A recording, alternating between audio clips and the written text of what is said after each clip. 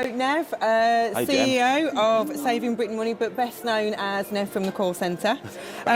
You have been seen on an episode running away from your HR manager.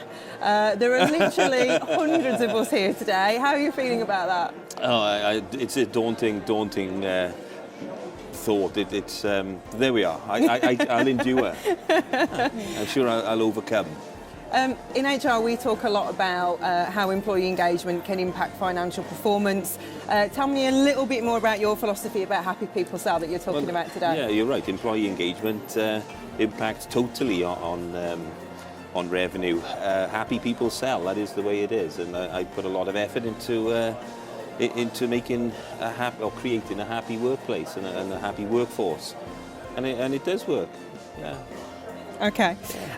So from a HR perspective again, some of what we see on the show probably wouldn't be considered HR best practice, but you are constantly winning awards for being a great place to work. What do you put that down to? Luck. I don't know.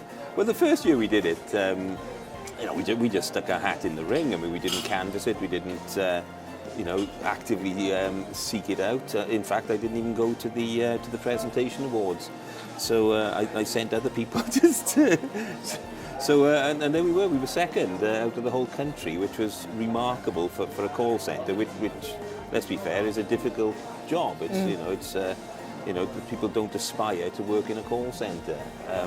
But yeah, we can make it a fun environment. We'll do our best, and obviously the employees, appreciated it really. So the second year we finished 5th. Again, just stuck our hat in the ring, didn't canvass it or anything, and we finished 5th. And then I thought, that's it. We'll let somebody else have a try now. Great. The other thing we talk about all the time in HR roles is leadership. What makes a great leader? What are the leadership traits that are important? What's great leadership for you as a CEO? Well, undoubtedly, to lead is to serve.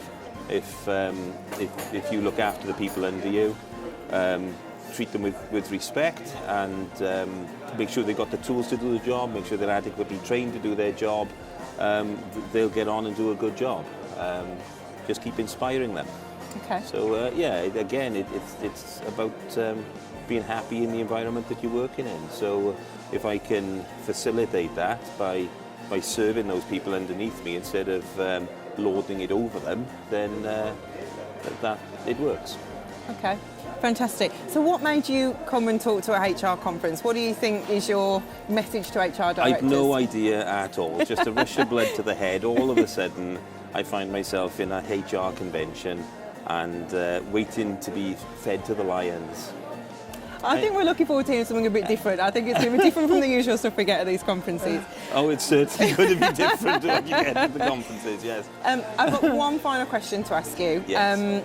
My own personal view of HR is that we shouldn't have too many policies and they shouldn't be too long. We shouldn't be too rigid about things. There was an episode where there was an incident in the ladies' toilets with a bin. and I wanted to ask you, did you ever write a policy on going to the toilet in a bin? The phantom bin shitter.